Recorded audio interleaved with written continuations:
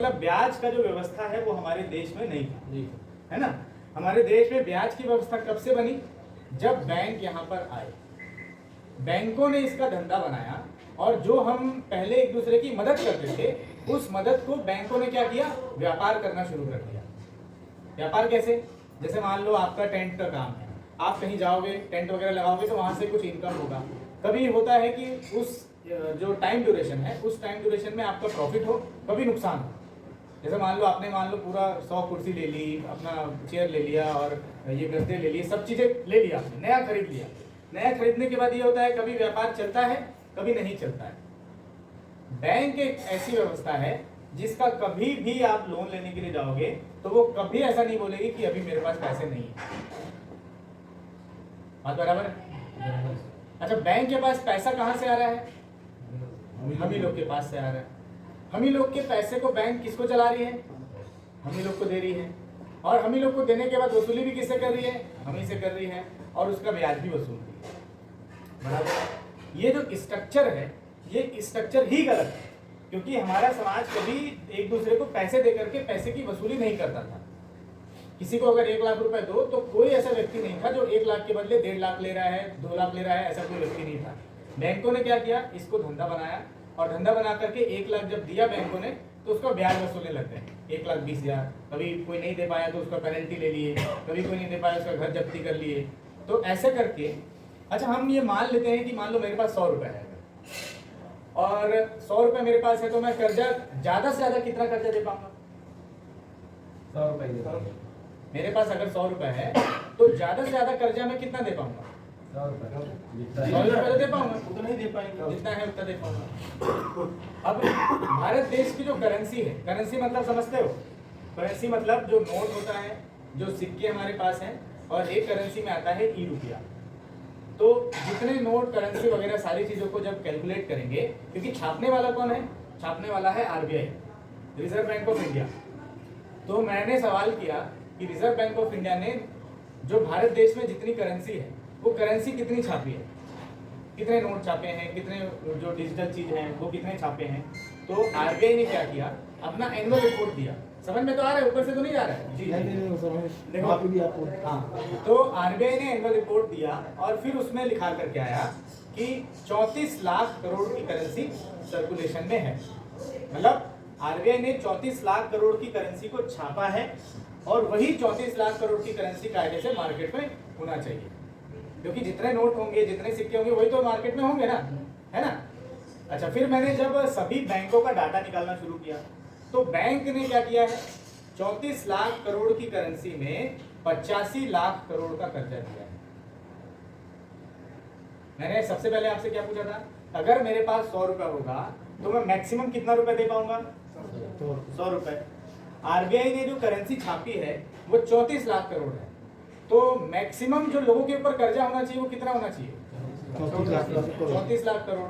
तो 34 लाख करोड़ के से भी कई गुना ज्यादा कर्जा। कई गुना ज्यादा कैसे? 85 लाख करोड़ जो मैं बात बता रहा हूं, ये 85 लाख करोड़ केवल और केवल सरकारी बैंकों का है।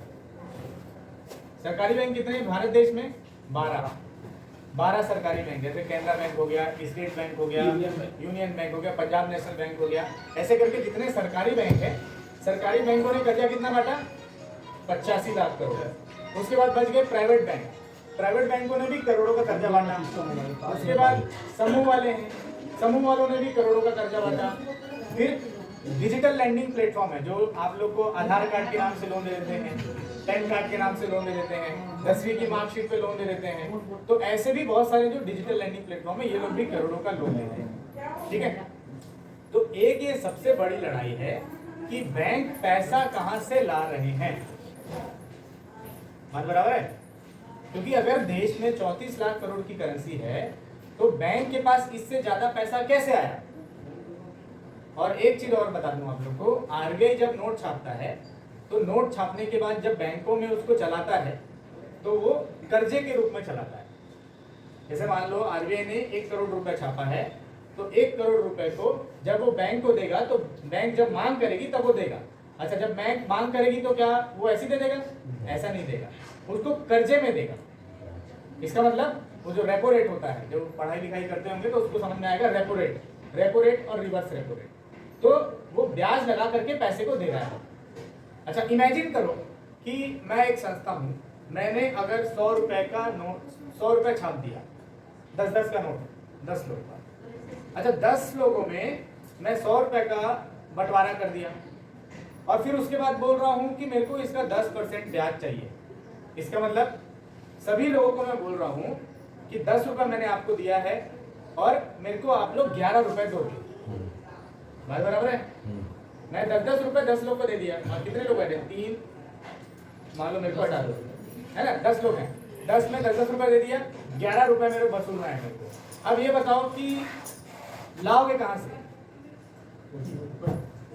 मैं 100 रुपए छापा हूँ, 10-10 के नोट 10 को छापा हूँ और 10 लोगों को बांट दिया हूँ और उसके बाद में बोल रहा हूँ कि मेरे को इसका ब्याज चाहिए, 10 रुपए का 11 रुपए चाहिए। कैसे लाओगे? चलो कोई सब लोग बताओ, आप कैसे लाओगे?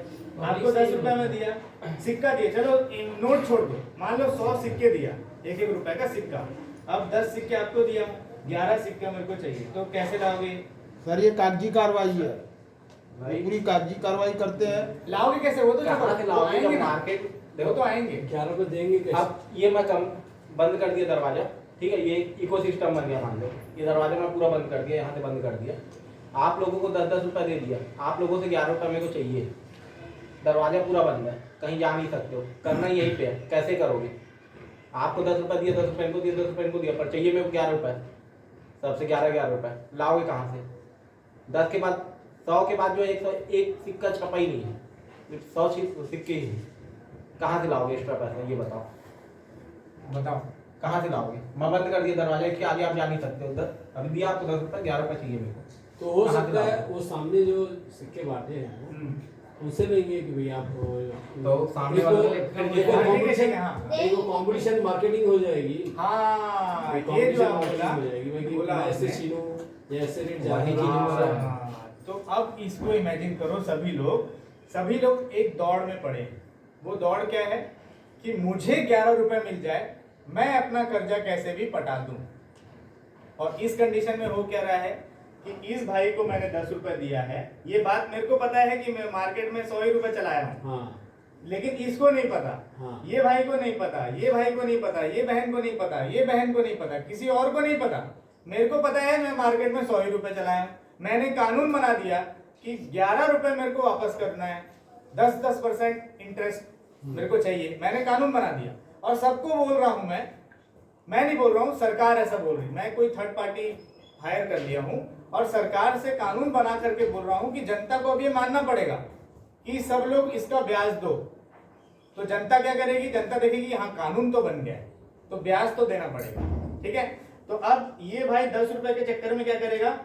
10 रुपए इनको आ गया, मान लो कहीं खर्चा कर दिए, 10 रुपए ले लिए, अब 1 रुपए 11 रुपए इनको कहीं से लाना है, तो ये भाई का 1 रुपए छीना जाएगा, ठीक है। दूसरे को छीनने की कोशिश करेंगे। हाँ, फिर वैसे ही वो भाई का 9 रुपए हो गया, 2 रुपए ये भाई का छीना जाएगा।